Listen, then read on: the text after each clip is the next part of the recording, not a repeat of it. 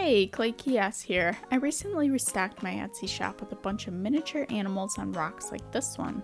It seemed to be pretty well received, so today I'm showing you all the process I took to create one of the snakes in the update. This one was actually a custom, so the owner sent me a photo of her danger noodle to reference. To start, I'm using a translucent purple colored stone I purchased off of Amazon. The snake has a beigeish purple hue, so for the body I'm mixing Primo beige with a scrap piece of lavender clay. The stone is quite tiny, so I'm only using about 1/8 of a package here. Once conditioned, I roll out the clay pretty thin and create the tail first. If at any point your clay splits or cracks, you want to take the time to recondition so you don't run into issues later. You'll notice for the head I've pinched the clay to a point so that the snake has a thick round end. When adding the snake to the stone, I want to be mindful of the way a real snake might rest on a rock, so I'm using the stone's curves to guide my shape. To create the signature ball python head, I first flatten the end of my clay and then pull and pinch half of it forward. This preserves the neck of the snake while giving it the proper shape. With a dotting tool, I add a tiny indentation on both sides for the eyes. I prefer to create my eyes from clay, so I roll out a tiny strip of black clay and cut it in half so that I know each is proportional. If all looks good, into the oven it goes. I baked mine for just under 60 minutes.